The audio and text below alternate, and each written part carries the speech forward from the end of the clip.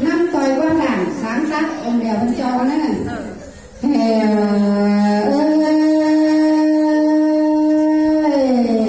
ba có tình làng hương việt sử hồng tây hương tây là số năm tây làng tây là số hậu em quay rồi gì em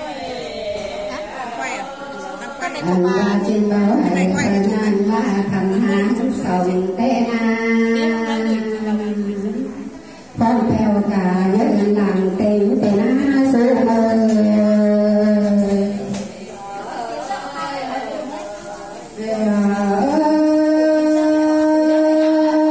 sông sông sàn con tư hô phú quần tăng khảm sơn tư sơn lùng nhà ôn tôi phong thủ ra lên phong nói về nhau lò xuống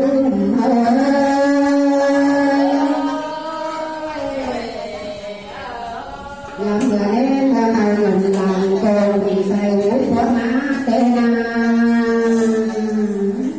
nên là mà phá tổ làm cầu say là có thì tê na xuống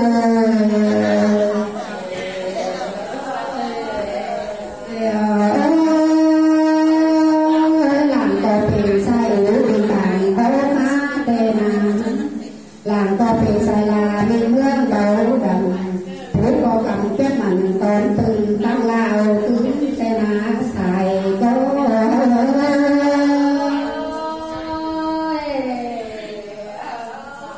ba cũng xảy ngắm lặng cài phổi đeo lo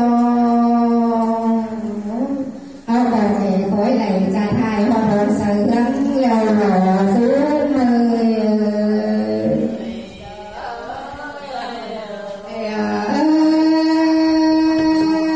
thấy nhìn tên hương này chôm sướng sùng sướng là qua nô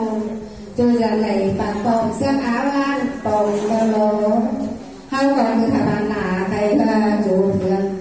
cứ thầy dân tay đi rồi hướng xây điện đồ xuống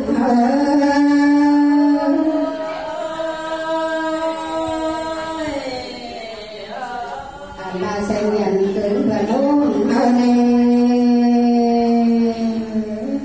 tiền ấy côn tây là chỗ hướng càn dương hiện tới nó mở quản làm khăn xe máy xe bồn nước thì cũng chưa nhớ đường mình mương hồn mương thì là dần dần năm làng trường hồn đeo lò xuống hồn